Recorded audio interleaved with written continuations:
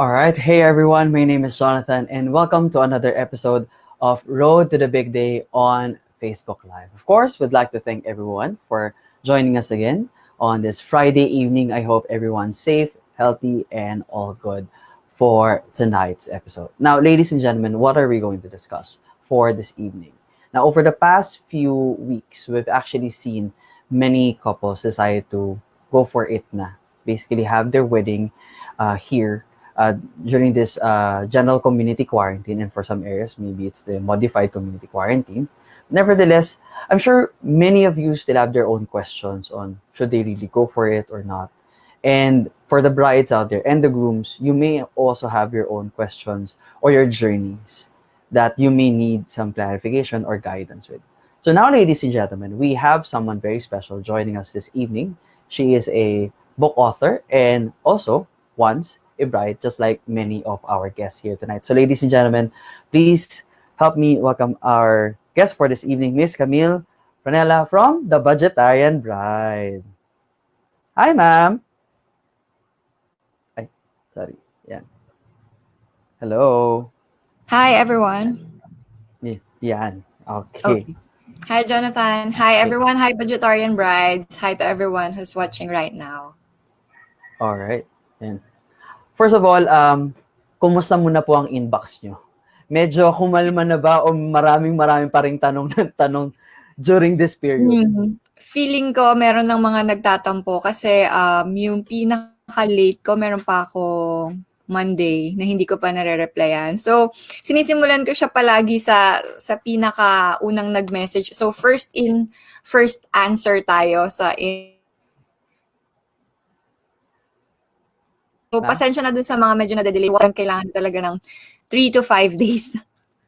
Grabe. Ganun kadami yung kailangan yung sagutin at ng mga PMs on your page right now. So, okay. Now, before anything else, for anything else, for everyone who may not know who the Budgetarian Bride is, can you just tell us a bit more of the story, paano nyo binuo yung page na The Budgetarian Bride?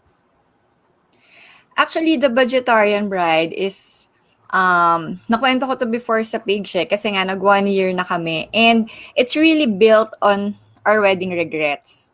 Okay, and I realized based on my experience, based on what we've been through, maraming brides yung kulang lang ng konting knowledge and konting idea about the whole wedding planning.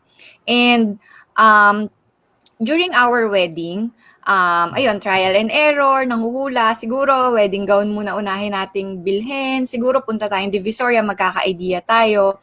Hanggang sa nabuo naman, naging maayos. And then, after our wedding, ang daming nag-message sa akin. Sabi, wow, ang ganda ng wedding nyo, may cherry blossom setup and all that. So, nagkaroon ako idea. Sabi ko, sige, i-post ko yung mga tips ko. Re-reviewin ko yung mga suppliers kung ginalingan yung performance sa personal kong Facebook account, wala pang page. So, I posted them, and then, unexpectedly, dumami lalo yung nagme-message sa akin. Sabi, ay, sino yung supplier mo ng flowers? Sino yung supplier mo ng bathrobe?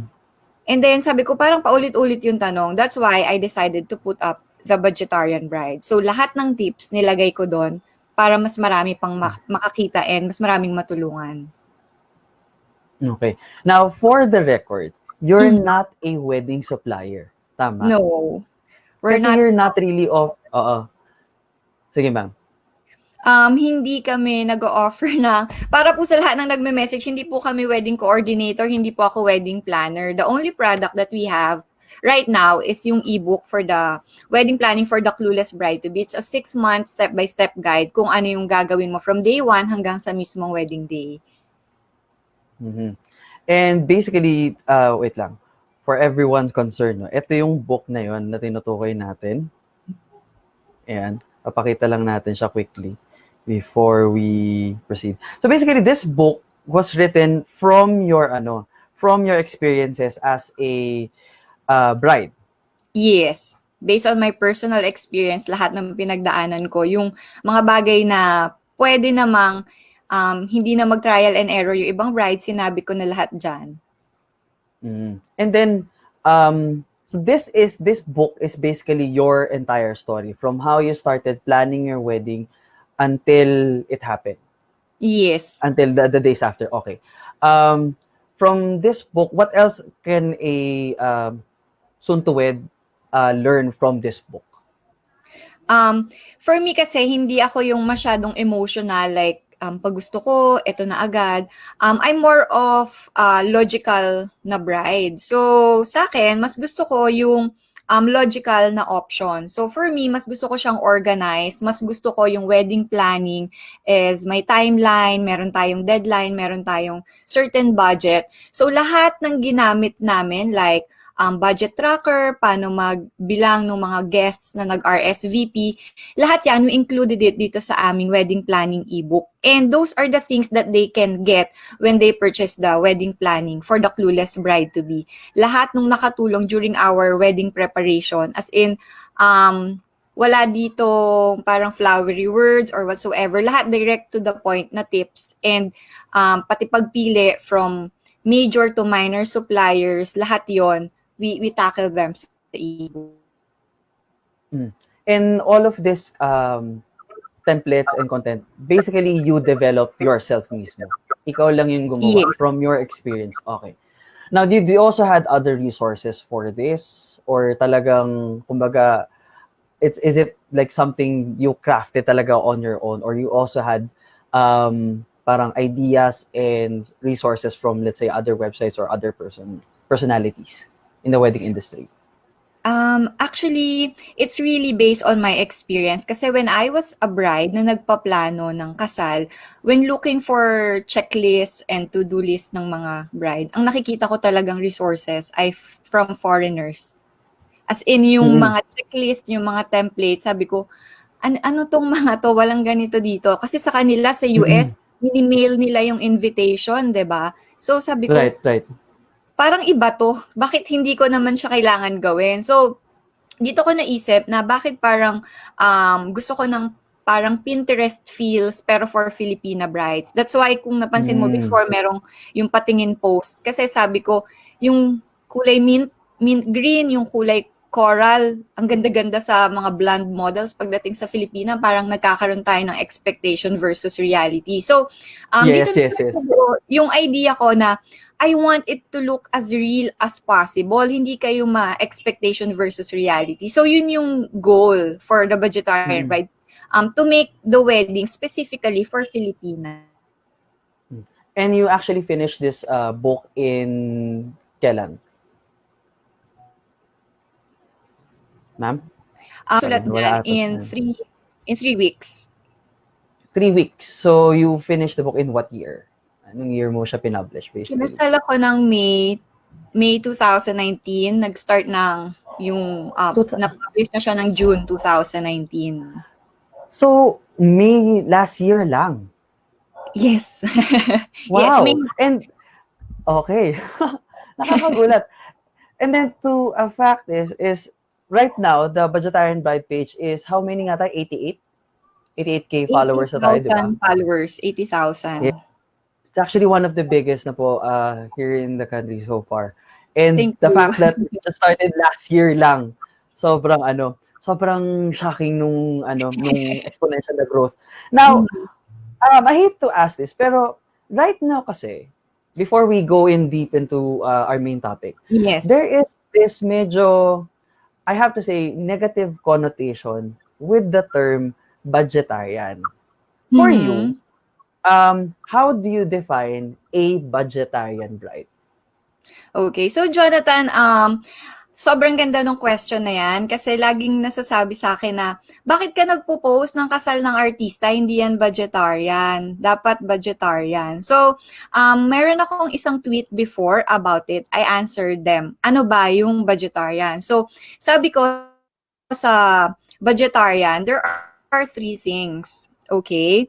So, para maging certified budgetarian bride, una, dapat you are planning based on your budget. Okay? Pag sinabi natin based on your budget, wala tayong specific budget. 100K budget, 1 million budget, 2 million budget, you're still a budgetarian bride. Because you're working within your budget, within the things na hindi ka mangungutang. And then second is, you know how to spend every peso wisely. Okay? I'm not after the cheapest suppliers. Hindi yun yung mindset ko as a bride. Kasi sabi ko palagi, you get the quality of what you pay for. Kung gusto mo ng libre, di wag tayong mag-expect ng super gandang quality kasi you want it for free eh. You're a supplier, you know that, diba, Jonathan? So, for me, yun yung sinasabi ko din sa mga brides na wag tayong mag-expect, of course. Pero, ayun nga, sa budgetarian bride, you know how to spend your every peso wisely. Ibig sabihin, kahit nagbayad ka ng 50,000 for a supplier, pero ikaw yan yung style na gusto mo, hindi niya pinasakit yung ulo mo, you're still a budgetarian bride. Okay? So, hindi siya cheapest. And of course, third one is stress-free ka. Kung ikaw nagtipid ka, lahat DIY mo, tapos pagdating ng wedding day mo, sobrang laking eye bags, may skin breakout ka. Sad to say, I cannot call you a budgetarian because you're stressed. You should be working within your budget. You should know how to budget wisely every peso. And kailangan din, stress-free ka. So, yun yung tatlong criteria ko for a budgetarian wedding. Every peso is maximized. Okay. So, ulitin lang natin yan. The 3 criteria to call yourself a budgetarian bride is number 1, ano yung una natin? Within your budget, working within your budget. Number 2, yung number 2 natin is you maximize every peso. Okay? You're after the peso sulit. value. Yes. After the sulit, not cheapest. Cheapest. Okay? So, peso value and then last is stress. Stress-free. Yes, stress-free. Yun. Yan. Kasi the idea behind the term before, I guess for some, yung negative connotation niya is basically everything in reverse to what you just defined. Yes. It's full of stress. It's peso value na hindi na makatarungan. And at the same time, the budget is way beyond what is in the industry. So yun yung kasing madalas pag nagsasabi yung mga brides na, budgetarian here, ganyan. O yung medyo mas malalang version nun, tawag dito, budget meal. Yeah. meal. So parang, ang hirap tuloy mag-offer, nakaka-discourage. Tapos pag nakita mo yung, napapaisip ko, parang, wag na kasi feeling namin o feeling nung iba, baratan ito. Pero ang totoo pala, if you want to call yourself a budgetarian, you just know your peso value, you value it, you stick to your numbers, Kumbaga Yes. yung hindi is the sky is the limit. And that Yes. the last but not least, I think one of the most important thing is you're after the no stress element, 'di ba? Yeah. Tama. Yan. Yes. Okay. Now, speaking of stress, 2020 has been so stressful. I think Yeah. for you din. Kahit Yes. tapos ka ng ikasal. Yes. Kasi we started this year with Taal. And then now we have the quarantine. So, let me just go back 6 months before. Walk me through your feelings and your inbox and yung kung ano experience mo noong nagkaroon ng eruption sa Taal. What was the first messages that you received since I guess from your end, you're one of the trusted personalities already in the wedding industry. So ano yung experience mo nung Taal, or what were brides asking you about or talking to you about? Ano yung mga ano mo nun? Nung nagkaroon pa lang ng Taal, hindi pa ganito karami kasi Ay, sorry. I think we 150 just messages in one day. This is in Messenger pa lang. Okay. Ay, sorry. Nag-ano yata yung net. Okay lang, ma'am. Sige. Okay. Sorry. Nag-choppy ba? Na wala ka lang, Okay, ma'am. sorry. Okay na. Okay na ba? Ayan, okay na ulit. Okay na ulit. Okay. So, ayan.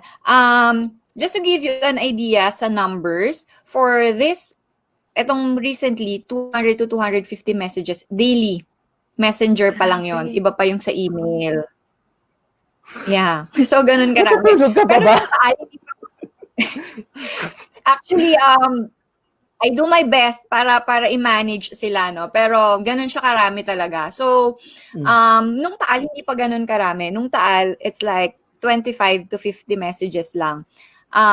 Nung sa Taal, actually, hindi pa naman lahat affected. Kumbaga, we're just looking at 10% siguro. Malaki na yung 10% ng mga brides sa buong Pilipinas yung affected. So, ang problems lang before, unsolicited opinions, ano pong sasabihin ko, yung nanay ko, kinukumpara yung kasal ko sa pinsan ko, ganyan.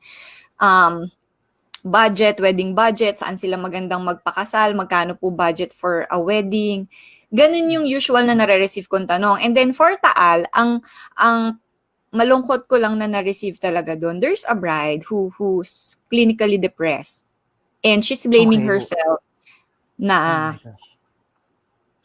baka daw dahil sa kanya malas yung pinili niyang taon and hindi para sa kanya yung wedding. So, yun yung pinakamabigat na na-receive ko for the Taal. Okay? And yun siya yung may negative thoughts talaga about it, and she's in an LDR relationship kasi. So, yun yung isa sa doon ako nag-start maka-receive ng ganun kabibigat na messages since the Taal. Pero hindi, I mean, manageable siya. Siguro parang once a month lang yung ganun katinding message.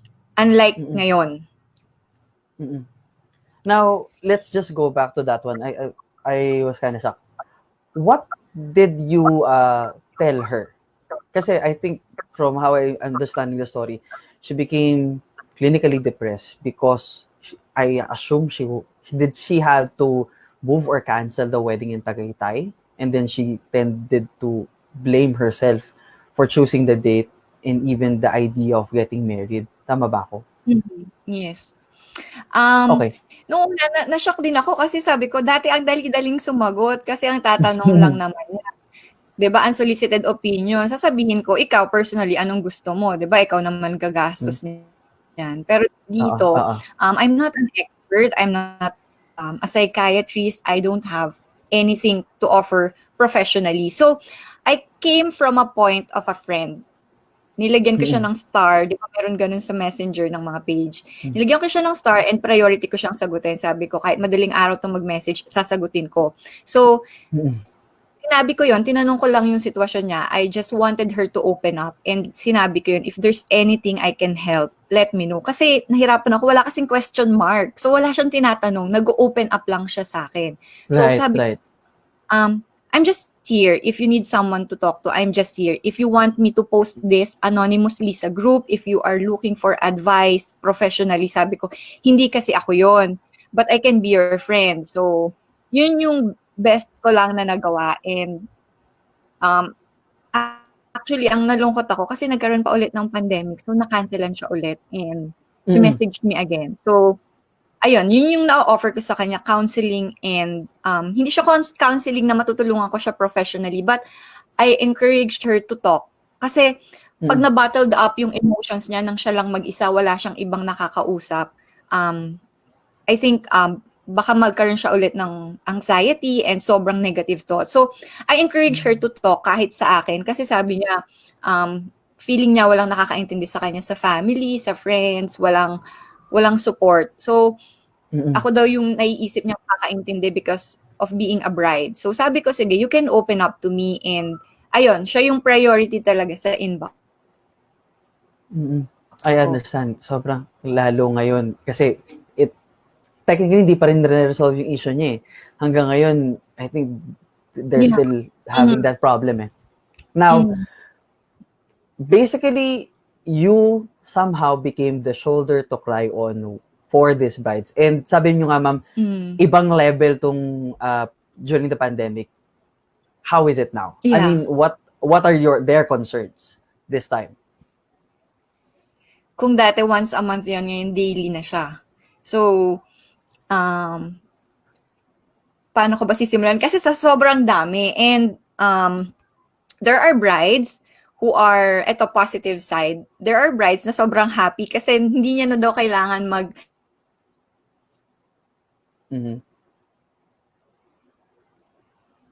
excuse or to not yung pulang bisita. So, some think that it's really a blessing in disguise.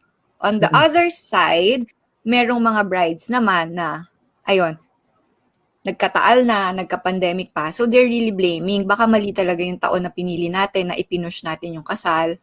Meron ding mga, eto, siguro, hindi naman na siya surprising, but there are grooms and brides na nag-aaway because hindi sila magkasundo. Kung itutuloy ba ngayon intimate, tapos mag-church wedding na lang. Iba yung gusto ni bride, iba yung gusto ni groom. And then, meron din, ito yung pinakamarami sigurong message ko na natatanggap, yung mga LDR. I really think kasi limited yung taong nakakausap nila.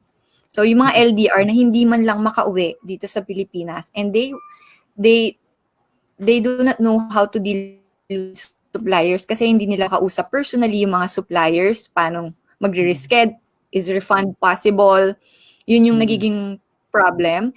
And then, worst siguro, isa sa worst yung naghiwalay. Okay. Oh, that's a whole different level already. Yeah. And then, did they actually discuss why?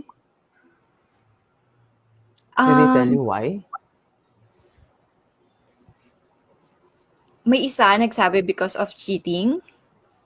Okay, that's a whole different story. Okay. Hello.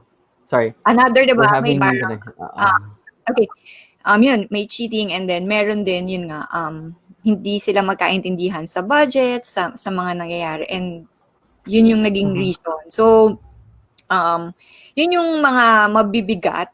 And then there are also people na, dito ako pinaka nasasaktan, yung they have to unfollow all the wedding pages, including sa akin. So, alam mo yung nagpapaalam sila sa akin. Sabi niya, Miss Camille, huwag kang magagalit, i-unfollow na kita kasi wala na po akong gana sa pagpapakasal. And yun yung, kumbaga for me, it's very heartbreaking that they gave up on wedding. So, dun sa mga taong nagme-message sa akin, I do my best para ma-replyan kayong lahat kasi ayokong mawalan kayo ng gana to celebrate love. Yun yung pinaka malungkot for me. So, ganun kabibigat yung laman ng inbox. All right. Now, before we continue, for all our guests who are watching tonight, so if you have any questions or concerns or like to share lang din, just hit the comment section below and we'll try to read your comments lang as we go along the discussion. Now, before I move any further, let's just dive deep into that part, no? Kasi this is, I guess, hindi to masyadong lumalabas eh.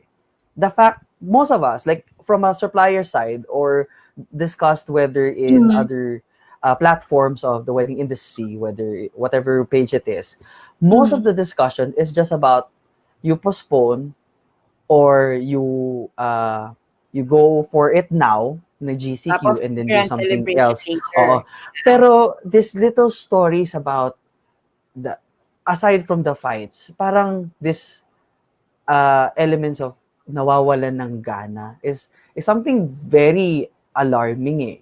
And then plus kasi yung I guess for the some of the elements medyo madali siyang discuss. So let's just dive into them one by one. So what do you normally tell couples or brides that are asking about refunds? Unahin muna natin yun. Sorry, about Refunds. refunds. Sa refund, kasi meron na rin nagpadala sa akin yan sa DTI, nag-message daw siya sa DTI, ito yung response niya. So, fino-forward ko yun dun sa mga nagtatanong. Sinasabi ko sa kanila, first, you have to check your contract. Ano ang pinag-usapan ninyo ni supplier? Because even si DTI, they will honor the contract. Mm-mm. Okay. Now, ang next question, paano po yan? Wala po kaming contract. So, sabi ko, hindi kasi ako yung legal person to answer that. You can email your receipt, your conversation, your, ano ba yun, yung, kung may resibo man kahit na pinirmahan lang, you can forward that to DTI and ask for their legal advice. Kasi sabi ko, kahit magbigay ako sa'yo ng advice, pagdating sa DTI, sila pa rin yung masusunod. Okay. That's one. Now, questions about yun nga, cancellation and postponement. What do you normally tell them? How do you weigh the element of, kasi for the record lang, for everyone watching tayo, yung concept of cancellation, I have to be frank about this, does not exist unless talagang hindi na kayo magpapakasal. As yung, like the one we discussed earlier about, you know, like really calling off everything because of some problems on you as a couple. Pero, I want to reiterate lang that you're not really, either you're just pushing it further or you're opting for something way outside your original plans. So, sa'yo, what do you normally tell them pagdating sa ganun sa concept ng cancellation or sa postponement o kung gagawin nila ngayon GCQ o lahat 2021 na lang? What do you normally tell them? I ask them, what is your priority? Kasi dalawa lang yan. It's either number one, date is super important to you. Kailangan mo makasal kasi 10th year anniversary nyo yun. So, the date can move. Yun yung option mo. Ano lang ba ang option natin ngayon? Intimate wedding. So, that's the answer. You go for intimate wedding ngayon, renewal of vows later. Bigger celebration later. Or second, anong importante sa'yo? Pangarap ko po kasi talagang maglakad sa aisle, nanonood lahat ng mahal ko sa buhay. If that is the non-negotiable for you, then let's wait until the situation gets better. So, I turn the questions back to them. Ikaw, ano yung priority mo? Is it the date? Or gusto mong magkaroon talaga ng big celebration? Kasi iba yun yung lifelong dream. Makapaglakad sa aisle, nanonood lahat ng taong mahal nila sa buhay. So, dalawa lang yun. Up to you. Yun. I hope also for those who are watching tonight, medyo na ano na kayo, na settle niyo na yung mindset. Kasi ang dami, I have some friends who are really asking me to, sabi ko, ganun din, binabato ko rin pabalik sa kanila. Kasi you have two options. You do it now, ito yun. Tapos, your call if you still wanna do a bigger celebration afterwards. Or, you wait na lang talaga and make it what you wanted. Yes. Okay. Next, other big concern siguro, yung, let's go now for the intimate wedding. Okay. What questions do you receive about this? About doing your intimate weddings during this time, this quarantine period? Actually, iba-iba. Sabi ni ang pinakamadalas siguro is how to get started. Ulit. Yes, kasi meron kaming big wedding na nakaset, pero ngayon intimate wedding. Are the legal requirements the same? Yung program ba, ganun pa rin? Ano po ba ang program? Paano po yung mga ninong at ninang ko na hindi na makakasama sa intimate wedding? Kasi meron po kaming 12 pairs of ninong-ninang. Ngayon, tag-isa na lang yung pwede. So, yun yung usual na question. And, ang una kong sinasabi sa kanila is, you need to talk to four people or four different groups. Una, LGU. Tanungin nyo muna sa munisipyo nyo, allowed ba yung kasal or hindi? Kasi kahit mag-decide ka ngayon, gusto ko mag-intimate wedding, kung hindi naman pala nagkakasal sa munisipyo nyo, sayang yung emotions. Mm. Diba? Ay nating tanungin sa church, uso naman na ngayon yung mga Facebook page, yung mga munisipyo, city hall, karamihan sa kanila may Facebook page. You Right. ask them, nagkakasal po ba kayo? Kung wala talaga, ang best option, pumunta ka doon. And then, kapag na-confirm mo na, sige, pumasa na tayo sa first step. Yes, nagkakasal kami ngayon. Ask them the schedule, ganyan. Second step would be, talk to your partner. Okay? Pag nag-usap kayo ng partner mo, magde-decide kayo, anong importante sa atin? Is it the date or the big celebration? Okay? Kasi sabi sa munisipyo, nagpunta tayo doon kahapon, nagkakasal sila every Monday, 8 to 5 p.m. So, maganda na yung discussion. Sige, pumayag na rin ngayon sa room. Next, mo kakausapin would be, ba? Kahit sabihin natin na ikaw naman gagastos, decision nyo naman, pero it would be nice to ask their blessings. And of course, number 4, your suppliers. Kasi, baka mamaya nag-decide kang intimate wedding, hindi aware si supplier. Baka mamaya hindi pala sila allowed mag-operate. So, you also have to involve them sa discussion. So, yun yung basic steps na sinasagot ko pag kami nagtatanong sa akin, how to get started. Alright. Recap lang tayo ulit for that kasi we were just having some technical difficulties. So, first step is ask your local civil registry or your municipio or the church that you want to have your wedding on. Then, of course, talk to your partner, syempre. If you want to go for it or later na lang. Third, of course, ask the blessing of your parents. Yes. Whether they opt to go for your plans pa rin or yun nga, wag muna. And then last but not the least is your suppliers. Yes. Regarding their availability and your contract, yung kung ano man yung kailangan nyo pag-usapan, whether it's downscaling the package or yun nga, if they're available pa or they can make it to your place, yon. Yes. Yan. Okay, so that's the most popular and most common question kung regarding dealing with the intimate wedding celebration. Now, I guess it's also part of the discussion now dahil sobrang limited ng tao. Yes. Do you also get the questions of how to, kasi parang mas malalang version to ng guest list eh. 'Di ba? Kasi dahil 10 na lang ito. Yes. Okay. Before we go to the 10, let's dive into that as well. How do you advise brides and grooms to be on selecting their guests? Noon, pre-COVID. Noon. Okay. So pre-COVID, ang ina-advise ko sa kanila, ito bang tao na to, mapapasaya ka niya? Will you be happy? Will you feel happy kapag nando siya sa kasal mo? And second, kung yan ay bisita ng magulang mo, kaya mo bang sumuway sa magulang mo or hindi? Kung hindi mo kaya, edi wala tayong choice doon. Kung kaya mong mag-say no sa parents mo, edi go for it. Pero ang priority talaga is ikaw, ano yung non-negotiable mo sa isang bisita. Yun yung kung masaya ka bang nakikita siya sa kasal mo or hindi. Kahit ka mag-anak pa yan, kahit tito or tita pa yan, childhood friend mo, kung hindi ka masaya na nakikita siya sa kasal mo, hindi niya deserve yung spot. Okay. Alright. Now, this time, how do we select?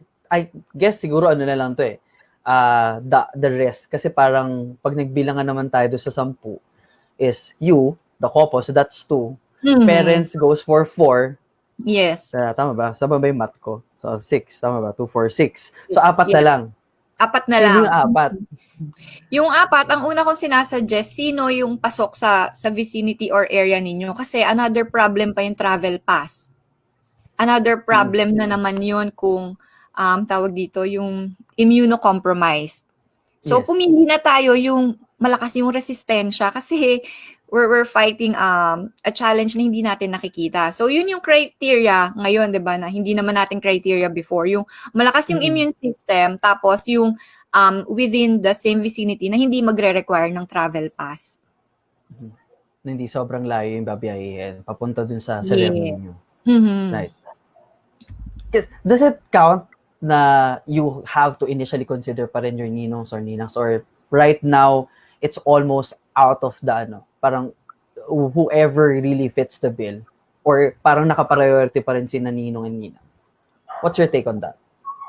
Sa mga ninong and ninang, usually kasi sa mga ninong and ninang baka may sa age, 'di ba? Mm-mm. For me, personally, I'm afraid to invite older people kasi yung again, immune system yung priority ko. So, um, I think pwede pa rin silang mag-walk down the aisle dun sa grand celebration. Pero ngayon, hanggat hindi pa safe, I suggest yung mga medyo younger people, yung i-prioritize mo nang i-invite. Mm. So, dun muna tayo. So, Yes. yun nga, initial pa rin is the health and safety. Mhm. Even, may mga, I guess for some couples din, challenge sa kanila yun. Yun palang concept of the immunocompromised. Kasi Yeah. pare, their parents are, Senior seniors na. na. Mm. Paano yun? What do you tell those couples naman pag mga ganung sitwasyon na? Parang, wag na lang ba talaga? Kasi, wala yung parents. How do you weigh that issue? Ayun naman, sa parents, medyo syempre konting ano tayo doon. Lalo kung isa ka lang na anak, usually ganun, 'di ba? Isa lang akong anak or ako na yung huling ikakasal sa pamilya namin. I just advise them na do all the necessary safety measures to ensure na syempre alam nating immunocompromised sila. So if they need to wear a mask, if they need to have a sanitizer, alcohol every 10 minutes, sabihin na natin exaggerated, pero kung gusto mo talagang nandun sila sa kasal mo at ma-witness nila personally yung kasal mo, sobrang strict na safety measures yung kailangan nilang gawin. Mm-hmm. All right. And right now, we've actually seen the fruits of these advice of yours. At marami na tayong nakikita actually na they're pushing forth their intimate weddings. Yes. And I've actually seen a lot of stories from your page. Now, paano ba yun? Do they literally message They you and send share me their the stories to messages. you talaga? Yes, they send me the messages. Kasi sobrang dami niya ngayon. Parang, I guess for some who are not following her page, if you follow her page right now, perhaps from a bride's perspective or a groom's perspective, medyo nakaka-encourage na siya. Kasi you see these people, quote-unquote, defying the odds na. Now, from these stories that you've shared, can you share at least some of them na sobrang na-touch ka sa nung nabasa mo siya, kaya mo siya pinost? Actually, nung una, nahihirapan ako kasi parang puro malulungkot na stories yung nare-receive ko. So, that's the time we stopped the patingin post. Kasi nga daming nagsasabi na, Miss Camille, parang yung mga patingin post, puro big weddings. Parang nakaka-dismaya na ako, small wedding lang. So, sabi ko, sige, we are going to stop that. And, dun pumasok yung idea ko na, sige, let's feature mga weddings ngayong COVID. So, dun dumating yung mga messages na yon. And then, yung, syempre, pinili natin doon yung syempre, priority natin yung mga talagang yung story nila and yung pictures nila. Alam mo yun, yung madadala ka sa emotion. So, first doon, siguro yung kay Sheila Atendido. I actually interviewed her din eh. Ang reception niya lang is Jollibee, drive-thru. Okay, wala silang program, wala silang kahit na ano. And ang gusto niya lang makasal talaga that day. So, yung dress niya, sobrang simple lang na knee-length na dress. Tapos, pag uwi nila, hindi nila sure kung paano yung reception, saan tayo kakain, tapos,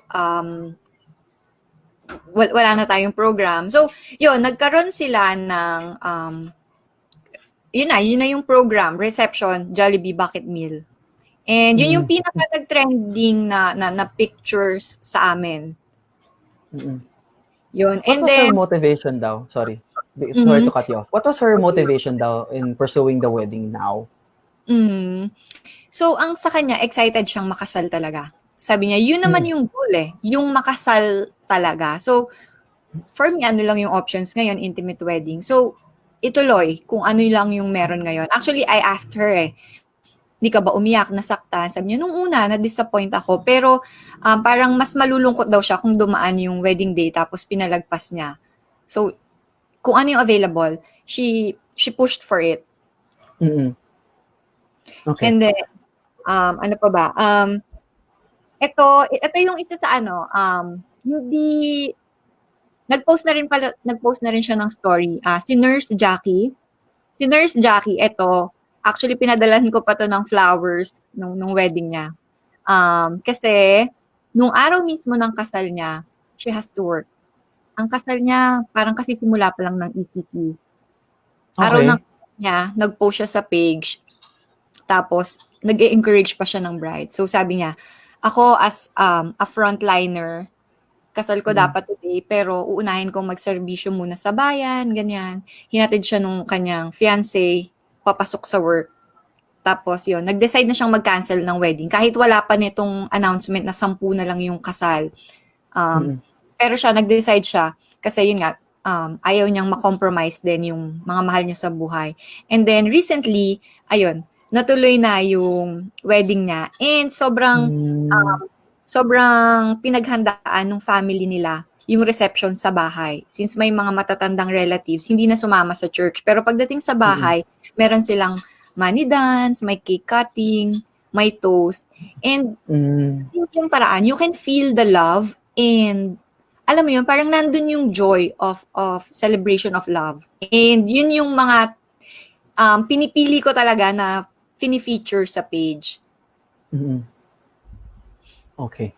These are really inspiring stories kasi you see two different scenarios. One story that came in, parang decided to go for it.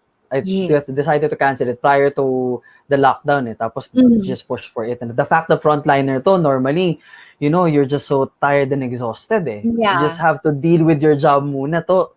Saka Yes. na lang. But the fact that she went through is something really unheard of perhaps for some. Now, for the others naman, yun nga, it's also a good thing na you push for it. Kung talagang, yun nga, it's the desire to go for it, which is yung sinasabi natin kanina na criteria kung talaga bang gusto mo ngayon or what you imagined before is something that you would still opt for talaga over everything Yes. else. Alright. Now, can you share, are there other stories na sobrang nag-stick sa'yo? Ito lang recently, yung kay Mayor Emeng, Gapan Nueva Siya, Ecija. yeah. Yeah. Nag-trending siya kasi ang ganda nung dress niya. And then, ito naman, kaya ako siya pinost kasi muntik na rin siyang ma-on the spot wedding. Tinanong din sila kung gusto mo na ba ikasal ngayon. Pero sabi nila, hindi daw sila prepared. Pwede po bang bukas? Pumayag ng bukas. Kinabukasan, bumalik sila and they got married. Okay, so suot nila yung dress nila na, ayun, ang ganda nung picture, ang ganda nung civil wedding lang siya kay Mayor Emeng. And yun yung sobrang magugulat ka na dati yung kasal, 1 year, 2 years, ngayon, kaya on the spot, diba? So On the yun yung spot. sobrang, nakakatuwa. And then meron din, sa Singapore kinasal. Kasi sa Singapore pala, mas madaling magpakasal. Wala yata silang kailangang requirements from the Philippines kung doon na sila nag-work. So, yung na-interview ko naman sa Singapore, may requirement yata sa kanila na parang minimum days. Nakalimutan ko, 15 ba or 21 days na kailangan nakastay sa Singapore para makapagpakasal kayo sa Singapore. Tapos, lahat pala ng documents nila sa Singapore ay online. Babayaran mo lang lahat through credit card. And then, ayun lang, yung nakausap ko rin, nurse naman siya sa Singapore. Sabi niya wala siyang makeup artist, wala siyang florist, walang stylist, walang photographer. Sila lang mag-asawa, tapos yung dalawa nilang kaibigan yung naka-attend as a witness. Tapos pag uwi ng bahay, kanya-kanya na din. And yun lang, bumili lang sila. Actually, sarado pa daw yung mga kainan sa Singapore, kahit mga milk tea. Sabi niya, essentials lang po yung pwede naming puntahan. So, yung handa po namin, binili lang po namin sa grocery. Grocery lang. Yes. Grabe. Imagine mo yung ganong mga story. Talagang, yun yung nakaka-move for me. And sabi ko, gusto ko silang i-share kasi gusto ko makita nila that intimate weddings are also beautiful. They are also meaningful na parang wala yan sa dami ng bisita, sa ganda ng ayos ng church. It's actually about sa love na pinagsisharean ninyo na mag-partner. So, yun yung mga actually marami pang, ilan pa ba? may mga 50 pa yatang stories na naghihintay sa inbox ko. Naka-schedule yan everyday. 50! Grabe! Yun, baka Sobra. dati kasi once a day lang ako mag-post. Kaya lang Mm. sabi ko, sobrang dami, baka hindi ko ma-post to lahat. So sabi ko, sige, gawin nating 2. Ngayon umabot na kami ng 3 times a day. Kasi sobrang daming weddings. And I'm so happy kasi parang bumabalik yung sigla nila to plan again the wedding. They realize that intimate weddings are also exciting. And dumadami yung na-encourage na nakakakita silang magaganda na intimate weddings. That's really good to hear. Kasi the fact alone that yun, 50 nasa inbox nyo pa lang, grabe, ibig sabihin, we assume all over the Philippines it's happening, even outside the country who are, Pinoys that are doing it. It's really a good sign that the concept of wedding has nothing to do with our crisis. It has something to do with your commitment as a couple to spend your life together in sickness and in health, in rich and poor, until death do you part. And hold out to the covenant that you're gonna have either with the Lord or of course if you're gonna have it with the state. Yun kasi I think yun yung minsan nakakalimutan I guess ng marami that they're so enamored with the details of yung 10 yung guest or yung package ni supplier, yung refunds ko or yung pagpo-postpone ko ng package ko kay caterer or whoever na pang next year na lang, na pang ibang okasyon na lang. They're so enamored with all of these things that everyone, I guess, forgot what was the most important thing. Agree. Diba? Yun yung, based dun sa mga in-interview ko naman, for the intimate weddings, itong mga nagtuloy ng intimate weddings, based sa parang yung common sa kanila, they are so sure of their partner. They are so sure na ito yung taong gusto kong pakasalan. Kasi I asked them, hindi ka ba umiyak? Hindi ka ba nasaktan? Sabi nila, yung dalawa doon, sabi nila, nung una, masakit, parang na-disappoint kasi 2 years namin pinaghandaan, pinag-ipunan, yung visa namin, ready na, uuwi na kami yung flight namin, ganyan. But after a week, natanggap namin that this is the only option available. And I'm so sure na kahit naman may pandemic or wala, ito yung taong papakasalan ko. So ituloy na natin. And then itong isa, I'm so surprised na sabi ko, paano nung in-announce naman na 10 na lang yung bisita, anong na-feel mo? Wala po. Sabi ko talaga, kahit ano man yung mangyari, itutuloy ko yung kasal ko hanggat pwede. With this person. So, to those who are watching right now, kung sigurado ka dun sa taong papakasalan mo, it doesn't matter kung maganda ba yung setup, yung venue, kita ba yan ng buong sambayanan. Kasi, lagi ko naman sinasabi, hindi yung opinions ng ibang tao yung magdidikta about your love story, about your marriage. It's about the two of you eh. How do you feel about your partner? Are you sure na siya talaga yung gusto mong makasama? Kasi itong pandemic is just an outside noise. It's outside of your relationship eh. It's nothing we can control. Ano yung makokontrol mo? It's how you deal with your partner. How do you talk daily? How do you communicate your needs? How do you express your concerns? Yun yung importante. How are you sa relasyon? Kasi itong outside they are just very overwhelming and I'm so sure kahit walang pandemic, mag-aaway kayo. Kung talagang mag-aaway kayo, 'di ba? I mean, itong pandemic dagdag pressure to, yes. But this is also a test of your love. I mean, I'm not saying this kasi kinasal ako ng traditional wedding. I'm saying this based sa na-interview ko na kinasal ng intimate weddings. Imagine Jollibee lang yung reception pero still go pa rin. So kung ikaw kung feeling mo depende sa reception yon, maybe you have to rethink over kung ano yung value sa'yo nung taong papakasalan mo over dun sa kind of reception, di ba? Kung hindi ka magpapakasal hanggat walang 7-layered cake, you have to reevaluate your decisions kasi for me, marriage is a lifetime commitment. Now, kung itong pandemic can break you apart, I think marami pang kailangan pag-usapan between sa inyong dalawa during this relationship. Yan. See, I hope all the brides and the grooms listening right now in this broadcast are reverted back to what really matters about the relationship and your decision to get married in the first place. Yes. No? Yun talaga eh. Now, question lang ma'am, are there also couples who share their story on why they opted not to do it now and just wait it out and do it yung from their original plan? May mga nag-share ba sa inyo ng story sila na gano'n? Yes, there are brides na nagsasabi kasi sila naman talagang pangarap nila na maikasal sa church na napapanood sila ng lahat ng family members. Yung iba kasi, 'di ba, uso naman dito sa Pilipinas, meron kang mga OFW na family members. And there are couples na hindi nila gustong magpakasal ng kulang yung family. And dahil sa society natin, family traditions, yung parang bond ng family is sobrang strong. Want to wait na maging okay para may flight schedule sila, makarating sila dito sa Pilipinas, makasal together with their loved ones. So, yun yung binavalue nila. And lalo yung, kunwari, kung halimbawa medyo ano ka pa naman, medyo bata ka pa, like 24, 25, 26, hindi pa ganun nagmamadali yung mga nasa ganung age. And they want to have the whole family watching kapag naglakad sila sa aisle. Yan.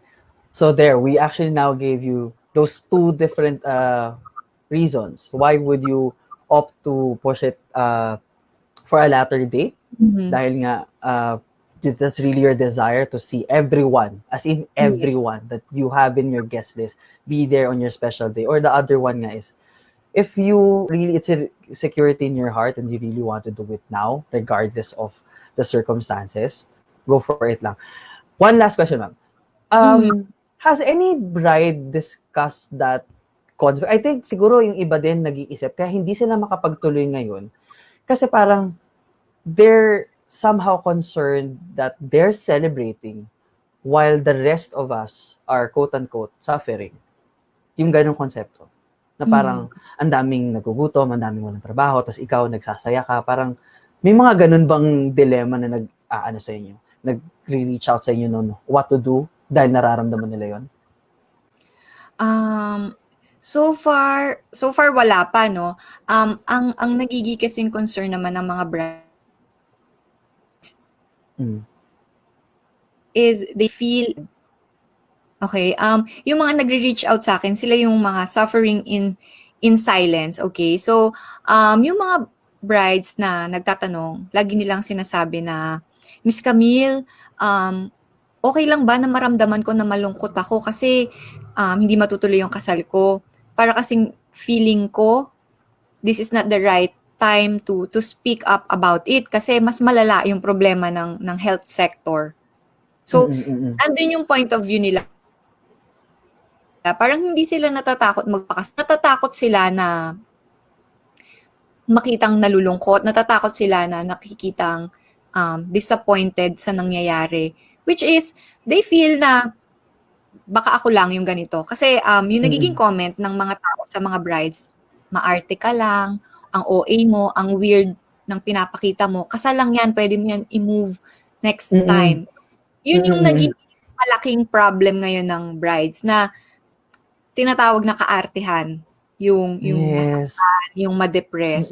So, yun yung nafe-feel nila and they feel invalidated na mali ba talaga na masaktan ako? Mali ba na umiyak ako ngayon dahil sa kasal ko habang yung mundo umiiyak sa pandemic? So, to all the brides who are listening right now, I can say that your feelings are valid. Coming from the point of view ng bride, and ikaw din, di ba, Jonathan, as a supplier, you know how hard it is to plan a wedding. Di ba? And then sa isang iglap, lahat ng pinagplanuhan mo, lahat ng taong in-invite mo, lahat ng flights na cancel, hindi na pwedeng mangyari. You know, those are valid reasons to feel sad, to feel down right now. Pero, for me, it's not enough reason para mawalan ka ng gana to celebrate love, to look after a wedding, yung mangarap ka pa rin na maikasal. Hindi ko sinasabi na kailangan dream wedding na malaking wedding ka agad. I mean, even intimate weddings, I want you to have that hope. I want you to be optimistic na your feelings are valid. Yes, you can still cry, you can still have sadness, you can show that. Kasi hindi yung pandemic sa iba-ibang aspect niya tayo naapektuhan eh. I mean, yung nasa ospital, mga infected ng virus, yung mga taong nagugutom. But there are also people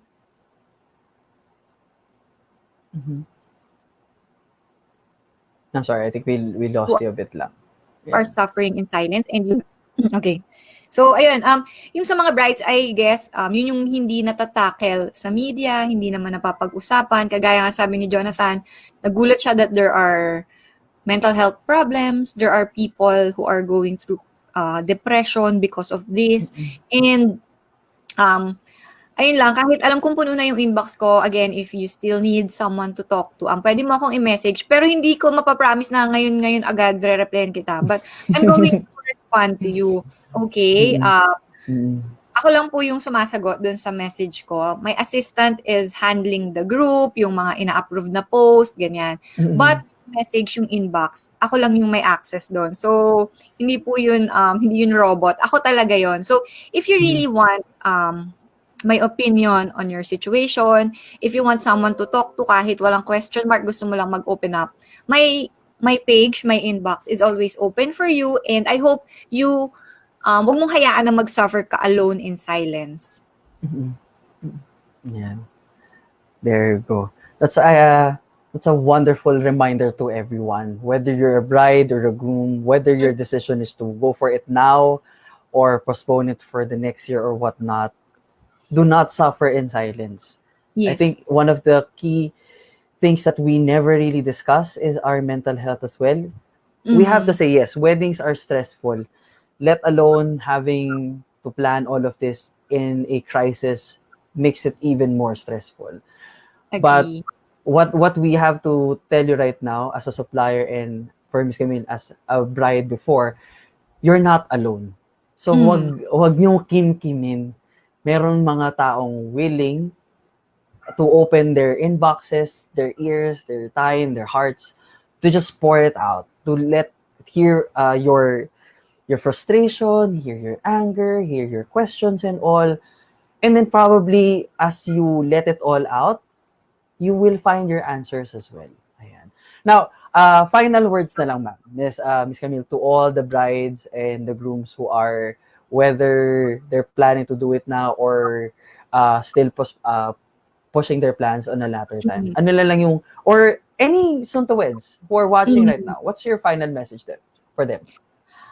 For everyone who's watching right now, again, sabi nga ni Jonathan, 'di ba, if you browse our page, you will see lots of intimate weddings. And hindi ko yun pinost kasi gusto ko lang ng likes. I posted it because my goal is for you to realize that weddings before pandemic, during pandemic, they are both beautiful. And yung beauty niya, hindi yan sa setup, hindi yan sa ganda ng picture, hindi yan sa ganda ng setup.